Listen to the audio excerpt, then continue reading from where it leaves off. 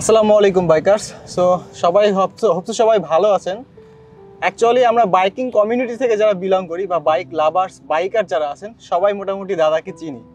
আর আমি বাইক বিডির সাথে যতদিন ধরে সংশ্লিষ্ট ঠিক তখন থেকে এই বাইক লাভার্স এবং বাইকার যারা আছেন তারা সবাই মোটামুটি দাদার সম্বন্ধে কিছু কোশ্চেন আমার সম্মুখীন হতে হয়েছে, দাদার সম্পর্কে কিছু বেসিক কোশ্চেন।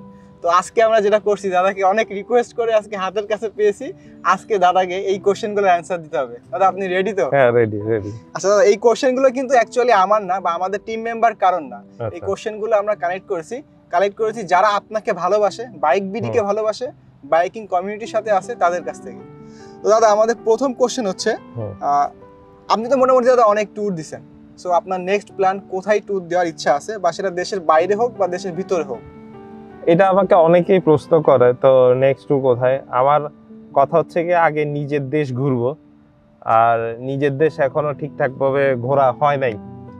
অনেকে ভাবে যে আমি প্রচুর ঘুরে ফেলছি, কিন্তু হ্যাঁ ঘুরছি ঠিক, সেভাবে ঘোরার মতো হয় নাই। ওই মানে উপলব্ধি বা যেটা হচ্ছে কি প্রকৃতির কাছে যাওয়া, ওই জিনিসটা হয়তো আমার দ্বারা এখনো হয় নাই।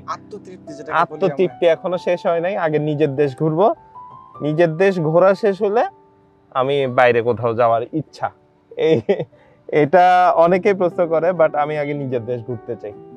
আচ্ছা দাদা, সেকেন্ড কোশ্চেন, সেটা হচ্ছে আমরা সবাই জানি আপনি বাইক লাভার, আপনি নিজে বাইক পছন্দ করেন। তো মোস্ট অফ দেম পিপল যেটা আমাদেরকে আস্ক করছে, আমার কাছে আস্ক করছে, সেটা হচ্ছে যে আপনি যেহেতু বাইক পছন্দ করেন, আমাদের দেশীয় যে সেগমেন্টের বাইকগুলো, দেশের মধ্যে যেগুলো অ্যাভেলেবল, তার মধ্যে আপনার সব থেকে পছন্দের বাইক কোনটা?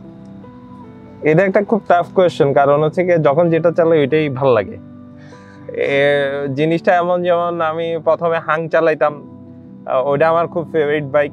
আর প্রথম বাইক হচ্ছে কি ফার্স্ট গার্লফ্রেন্ডের মতো, এটা কখনোই বলা যায় না। তারপর ফেজার চালিয়েছি, তারপর সিবিআর, ইন্দো সিবিআর ছিল আমার কাছে।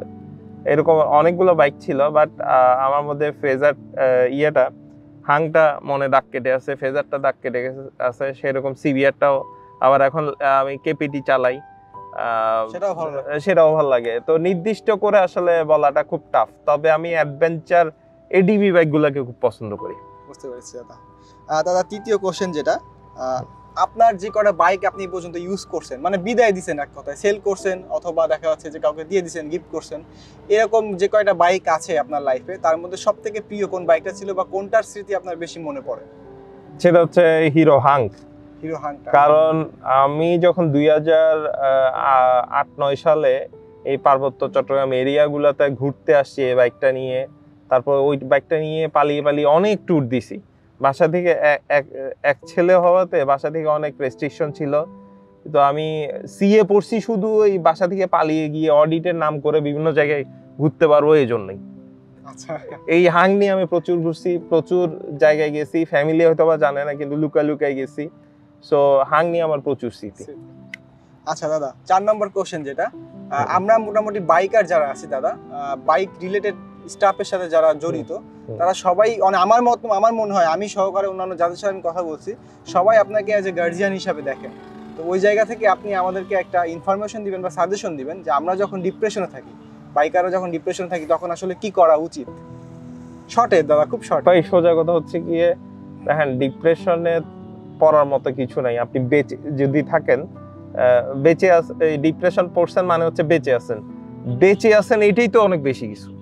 অবশ্যই আপনি ধরেন আপনি ডিপ্রেশনে বললাম, কিন্তু আমরা তো সুস্থভাবে বেঁচে আছি। যাদের একটা হাত নাই, একটা পা নাই, তারা তো কত কষ্ট করে, বা আপনার টাকা পয়সার অভাব নাই, কিন্তু যাদের টাকা পয়সার অভাব আছে, তো ডিপ্রেশন কাটানোর সবচেয়ে সহজ উপায় হচ্ছে কি, ফার্স্ট অফ অল প্রেয়ার করা, মানে নামাজ বা প্রেয়ার আপনি যেটাই বলেন সেটাতে ইনভলভ হয়ে যাও প্রচুর পরিমাণে।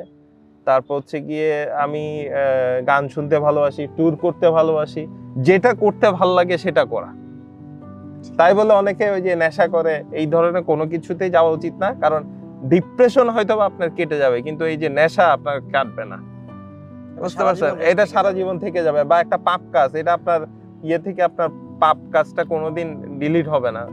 তো আপনি যতই বলেন এই পাপের এবং এই নেশা, এগুলোর ভিতরে ইনভলভ হওয়া যাবেই না। বুঝতে পেরেছি। দাদা পরবর্তী কোশ্চেন যেটা আপনি দাদা বর্তমানে আমাদের দেশে বাইকিং কমিউনিটিতে সবাই যেটা মনে করে আপনি সফল একজন ব্যক্তিত্ব বাইকিং কমিউনিটিতে। তো এই ক্ষেত্রে আমাদের কোশ্চেন হচ্ছে আপনার এই সফলতার পিছনে কোন ব্যক্তিটার হাত সব থেকে বেশি? সফল কিনা জানি না, তবে আমার আমি মনে প্রাণে সৎ, এবং আমি বিশ্বাস করি সৎভাবে থেকে পরিশ্রম করলে সেটার একটা বেনিফিট বা আউটকাম আসবেই। অবশ্যই। আর এটা আমার শিখাইছে আমার মা বাবা। আমার মার প্রচণ্ড সাপোর্ট, আমার বাবার সাপোর্ট। আমার ফাদার গভর্নমেন্ট অফিসিয়াল ছিল, সেক্রেটারি হিসেবে রিটায়ার্ড করেছে, কিন্তু উনি আমাকে কখনো বলে নাই, মানে উনি জানতো যে আমি যখন যেটা ভালো লাগে ওইটাই করছি। ওনার কথা আমি হয়তো বা অক্ষরে অক্ষরে কখনোই শুনি নাই। তো উনি আমাকে কখনো প্রেশারও দেয় নাই। আর আমার চাকরি বাকরির প্রতি নেশা কম ছিল, যার কারণে এটা যখন শুরু করি আমাকে মানে মৌন সাপোর্ট দিয়েছে, মুখে বলে নাই আমি তো সাপোর্ট করি, বাট কিছু বলেও নাই, বাধাও দেয় নাই। সেটা ঠিক আছে করো, ওকে। তো একটা সময় গিয়ে তো আমরা কি করি অনলাইনে এটা উনি বুঝতেই পারে নাই। তো যখন বিয়ে দেওয়ার টাইম হলো তখন বলতে ঠিক আছে তুমি একটা এটার একটা অফিস করতে হবে, একটা দোকান ঘর নাও। তো আমরা ওই এখনো আছে ওইটা, আমরা এলিফ্যান্ট রোডে ওই যে শেলটেক মার্কেটে একটা ছোট্ট দোকান ঘর নিলাম। তো তারপর থেকে কেউ আত্মীয় স্বজন বন্ধু বা ওনার বন্ধু বান্ধব কেউ জিজ্ঞেস করলে হ্যাঁ আছে মোটরসাইকেলের পাশে ব্যবসা করে এরকম একটা দোকান আছে, কিছু একটা পরিচয় তো দিতে হবে। এইটা ভালো লাগে। তবে উনারই এক ফ্রেন্ড, উনি একটা মোটরসাইকেল কোম্পানির অ্যাডভাইজার, এক্স সচিব হিসেবে রিটায়ার করে মোটরসাইকেল কোম্পানির অ্যাডভাইজার হয়েছিল। তো একদিন অফিসার্স ক্লাবে উনার সাথে দেখা হয়, তো উনি আমাকে চিনে। তো ওখানে বাবার পরিচয়ে না আমার পরিচয়ে মানে পরিচিত হয়েছে। এটা অনেকটা আমার থেকে প্রাউড একটা মোমেন্ট ছিল। বুঝতে পেরেছি দাদা। তারপরে কোশ্চেনটা হচ্ছে যে আমাদের দেশে বর্তমানে দাদা মোটো ব্লগিং যে কালচারটা এটা মোটামুটি অনেক স্টাবলিশ হচ্ছে আস্তে আস্তে, এবং ভবিষ্যতে হয়তো আরো হবে। আপনি পার্সোনালি কোন মোটো ব্লগারের ভিডিওগুলো দেখেন, সেটা দেশি হোক বা বিদেশি হোক, কাকে ফলো করা হয় বেশি? সত্যি কথা মানে মোটরসাইকেল ব্লগটা কি রেগুলার আসতেছে, জি। আর বেশ একসাথে যে 20-30 জনকে ফলো করতে পারবো বা দেখবো এরকম না, হঠাৎ করে যখন আসে তখন দেখি ভাল লাগে। তো আমাদের এখানে আউটসাইডার ভালো কাজ করছে, তারপর মির্জা অনেক ভালো কাজ করছে, হ্যাঁ থান্ডার ব্লগ, তারপর হচ্ছে সানিগিরি উনিও ভালো করছে, তারপর এই যে মিজু আর কবিতা সানা উনারাও ভালো করছে, নেক্সট গিয়ার যারা। তো এই ধরনের বাংলাদেশে যারা উঠে আসছে, আবার আমাদের হাসান সেতু ভাই আছে, এবং উনি আর ওয়াই দুইজনই অনেক সুন্দর ইয়ে করে। তারপর পুরানদের মধ্যে আছে চকলেট বাইকের তরু, তারপর হচ্ছে গিয়ে আরো অনেক এরকম যারা আছেন, মার্ক সবুজ ভাই প্রকৃতি দেখাচ্ছে। তারপর হচ্ছে আমাদের RS5 তরুণদের মধ্যে সবচেয়ে পপুলার। এই ছেলেটাকে আমার খুব পছন্দ হয় একটা কারণে, সেটা হচ্ছে এই ছেলেটা একদম কষ্ট থেকে জিরো থেকে হিরো হয়েছে। তো এই ছেলেটার মতো মানে একদম স্ট্রাগল করছে, একদম সে প্রথম থেকে সাইকেল স্ট্যান্ড থেকে শুরু করছে, একদম বেসিক গ্রামাটিক্যাল থেকে সে আজকে এই পর্যায়ে। সো তার কথা না বললেই না। ও সিনিয়রদের মধ্যে আরো যদি চিন্তা করেন, জুন সাদিকুল্লাহ ভাই, আবিদুর রহমান ভাই, এরা তো সবাই আমার সেই প্রথম থেকে ছিল গার্জিয়ান হিসেবে। আমার ওয়াসিফকে বলবো আমার গার্জিয়ান। ওয়াসিফ সবার প্রিয়, হ্যাঁ আমাকে সে গাইড করছে, আমার গার্জিয়ানই বলবো। তো এই যে জিনিসটা সবাই সবার কনসেপ্টে কিন্তু আগায় নিচ্ছে, বাংলাদেশকে বাইরের বিশ্বকে তুলে ধরছে। এটা কিন্তু তারা একদিকে বাংলাদেশ এবং বাংলাদেশের বাইক এবং বাইকিং কে তুলে ধরছে, রিপ্রেজেন্ট করছে। এটা খুবই পজিটিভ সাইন। বুঝতে পেরেছি দাদা। আরেকটা বিষয় সেটা হচ্ছে মোটামুটি বাংলাদেশের যে কটা জেলা আছে সব কটাতে তো আপনার পায়ের সব পড়ে গেছে অলরেডি, আমরা যতটুকু জানি। তো এর মধ্যে থেকে আপনাকে সবথেকে পছন্দের জেলা কোনটা? অবশ্যই চিটাগাং বাদে বলতে হবে দাদা। না, চিটাগাং বাদে জেলা না, সেটা হচ্ছে গিয়ে এই সাতছড়ি, যেটাতে আমরা শুট করি, এই হবিগঞ্জের সাতছড়ি। হবিগঞ্জের সাতছড়ি এটা কি কোনো উপজেলা? না, এটা হচ্ছে কি চুনারুঘাট থানা উপজেলা। আর হচ্ছে সাতছড়ি জাতীয় উদ্যান। এর ভিতরে মানে পুরান ঢাকা সিলেট রোড এটা পড়ছে। তো এই রোডটাকে আমার খুবই ভালো লাগে, আচ্ছা। মানে one of my favourite. So bikers বুঝতেই পারতেছেন আপনাদের নেক্সট ডেস্টিনেশন কোথায়। অনেকে হয়তো জানতেন না, এটা দাদার মুখ থেকে জেনে এবং ফেললেন। ওই এটা খুবই কাছে, ঢাকা থেকে মাত্র 145 কিলো, যেতে আপনার 3 ঘন্টা, হায় 3.5 ঘন্টা লাগবে যদি ব্রেক দিয়ে দিয়ে যান। আচ্ছা, এবং এটা দিনে গিয়ে দিনে ট্রাভেল করে আসা সম্ভব, এবং এই রোডের যারা গিয়েছেন তারা এই রোডে প্রেমে পড়তে বাধ্য। আচ্ছা আচ্ছা দাদা, তারপরে কোশ্চেন যেটা হচ্ছে, আপনি সব থেকে বেশি ভয় পান কোন জিনিসটা? যে কোনো বস্তু হতে পারে বা যে কোনো একটা কাজ হতে পারে, আপনার মনে হয় কোনটা? ও আসিফ থাকলে ভালো হতো, তাহলে বলতে পারতো আমি ভূতের ভয় পাই। সিরিয়াসলি দাদা? না, ওই যে আমরা তো ওই যে চা বাগানের রেস্ট হাউস গুলোতে খুব থাকি শুটে গেলে, সিলেটে তো প্রতিটা চা বাগানের রেস্ট হাউসে ভৌতিক ভৌতিক কাহিনী হয়। তো দেখা গেল পর্দা সরাইছো, মাঝে মাঝে একটা সাদা আবছা গেল কিছু, তো মাঝে মাঝে হয় না ওই বাথরুমে গিয়ে যাচ্ছ তারপরে গাছ ছম করছে, হয় আমারও ওই ভূতের ভয়টা আছেই, মানে আছে, এটা অস্বীকার করব না। আচ্ছা ঠিক আছে দাদা, পরের কোশ্চেন যেটা হচ্ছে যে কমিউনিটিতে আপনি মোটামুটি একটা ভালো অবস্থানে আছেন, আমরা সবাই জানি, আপনি সেটা মানেন বা না মানেন। সো আপনার বিষয়ে আপনি যদি কিছু বলতেন, আপনার ব্যক্তিগত কিছু বিষয়ে, পার্সোনালিটি বিষয়ে, নিজে থেকে বলতে হবে দাদা, আপনার অপিনিয়ন আপনিই দিবেন। আমার অপিনিয়ন, আমি কমিউনিটির মধ্যেকার একজন, সেরা না, আমার চেয়েও বড় বস বস মানুষজন আছে, রাইডার আছে, সিনিয়র আছে। আর আমি আমার একটা যে বিষয়, এটা আমি লক্ষ্য করি আমার আশেপাশে, এবং অনেকেই মানে কি মানে না জানি না, আমি গাছ থেকে 7 বার পড়েছি, মানে গাছ থেকে মগডাল দিয়ে ভেঙে পড়েছি নিচে এরকম। তো আমার এই জায়গাতে প্রচন্ড ব্যথা পেয়েছে অনেকবার, যার কারণে এই জায়গাটা একটা গ্যাপ বা চ্যাপটা খেয়ে আছে। তা আমি যখন কোনো কিছু কারোর দিকে তাকাচ্ছি, তো মনে হয় যে প্রচন্ড বিরক্ত নিয়ে তার দিকে, হ্যাঁ প্রচন্ড রাগান্বিত, ভ্রু কুচকাইছি, বিরক্তি নিয়ে তাকাচ্ছি, মনে হচ্ছে এখনই তারে খেয়ে ফেলবো, এরকম টাইপ একটা ভাব না, অনেকে ভাবে। বাট আমি তো তার দিকে ন্যাচারালি তাকাচ্ছি। যদি আমার এই জিনিসটাকে এক্সকিউজ করেন, আমি মনে হয় ধন্য হব, কারণ আমি মানুষটা আসলে এরকম না। বাইরে হার্ড এন্ড টাফ হইতে পারি, বাট আমি সবাইকে খুব সম্মান করার ট্রাই করি, কারণ কাউকে অহংকার করা যাবে না। আপনি শূন্য থেকে এসছেন, শূন্য মিলাই দিয়ে যাবেন, এখানে আপনি কোনো কিছুই নিয়ে যাবেন না। তো এখানে অহংকারের কোনো কিছু নাই। কেউ ভাবে যে আমি হাত বাড়াইলাম, কথা বললো না, এরকম, আমি নিজের থেকে হাত বাড়াই, এখানে সংকোচের কোনো কারণই নাই। আমি এটা সবার জন্যই উন্মুক্ত। মোটামুটি যারা আছি, কমিউনিটি থেকে বিলং করি, অনেকেই আপনাকে গার্জিয়ান হিসাবে মানি, এবং আপনি সেটা নিজেও জানেন। আমার যেটা কোশ্চেন সেটা হচ্ছে যে আপনি গার্জিয়ান হিসাবে কমিউনিটিতে কি কাউকে মানছেন বা মেনে থাকেন এখনো পর্যন্ত? অবশ্যই, আমার সিনিয়র যারা আছেন এরকম অনেক সিনিয়র রাইডার আছে। এমন কয়েকজনের নাম যদি দাদা একটু স্পেসিফিক্স এরকম সিনিয়র যদি বলেন, আমাদের রাজীব রাজা ভাই আছে, রাজবীর রাজা ভাই আছে, তারপর হচ্ছে গিয়ে আমার সিনিয়র আরো অনেকজন আছে, মার্ক সবুজ ভাই আছে, এরকম আরো অনেক সিনিয়র ভাই আছে। তো গার্জিয়ান বলতে কি, যদি আমার সিনিয়র হয় তাহলে তো এরা আমার গার্জিয়ান, এরকম সিনিয়র বাইকারের তো অভাব নাই, এরকম অনেক সিনিয়র বাইকার আছে। আমি তাদের সবাইকে অনেক রেসপেক্ট করি, মন থেকে ভালোবাসি, এবং তারা হয়তো বাইকিং নিয়ে নাই। আদিল ভাই আছে আমাদের,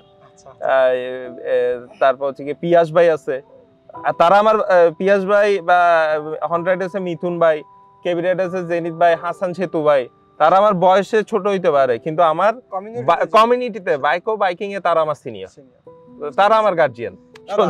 আরেকটা কোশ্চেন, সেটা হচ্ছে যেহেতু জুনিয়র সিনিয়র নিয়ে কথা হইতেছে, আমাদের অনেক অডিয়েন্স জানতে চায় দাদা আপনার অ্যাকচুয়াল এজটা কত? আমি কি চুল দুইটা পাইকে গেছে এই জন্য?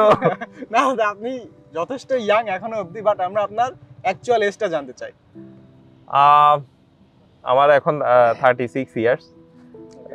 তো আমি 2002 এর মেট্রিক ব্যাচ, এইচএসসি ব্যাচ।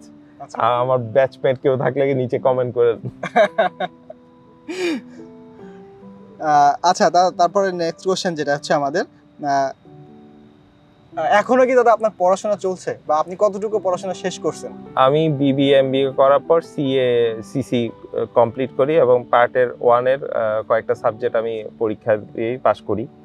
আর এরপর আমি পড়ালেখা আর কন্টিনিউ করি নাই। 2012-তে ওই সিএসিসি শেষ হয়, আর এরপরেই আমি বাইক বিডি নিয়ে কাজ শুরু করি।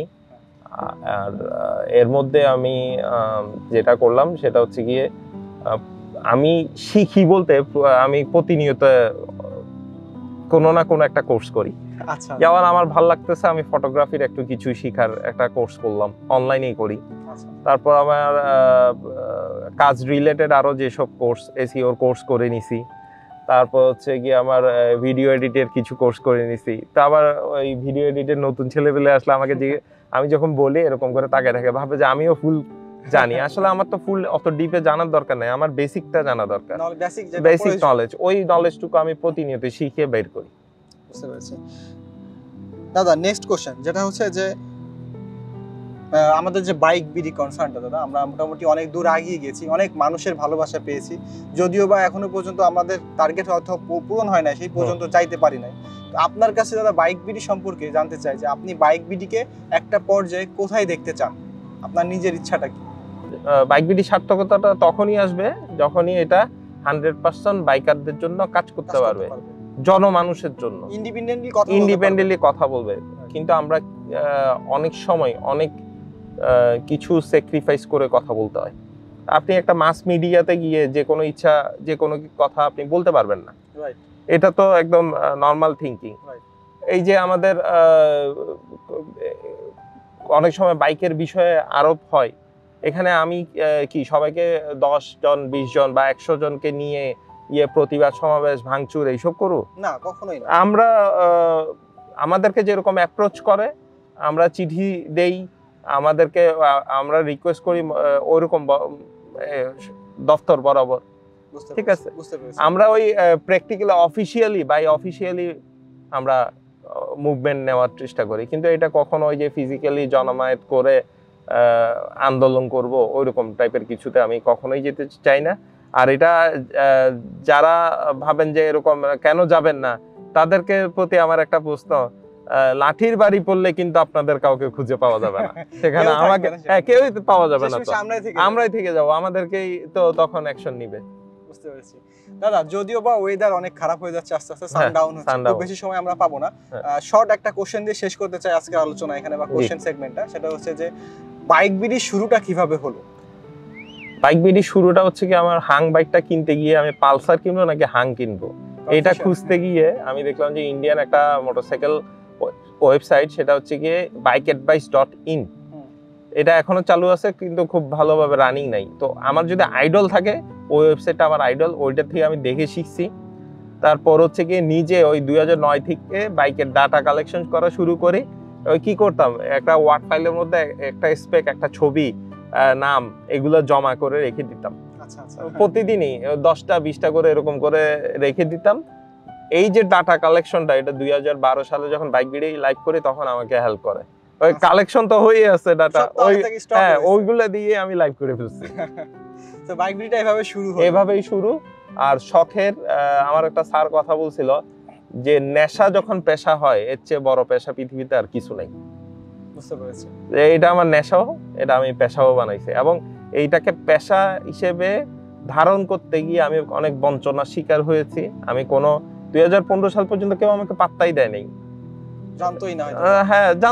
জানতোই না, জানার পরেও কেউ একটা পাত্তাই দেয় না, কারণ অনলাইন কি আর হবে, কিছুই হবে না। তাদের ফিল্ড অ্যাক্টিভিটি, পত্রিকার অ্যাক্টিভিটি অনেক বেশি ছিল, অনলাইনে কিছু ছিল না।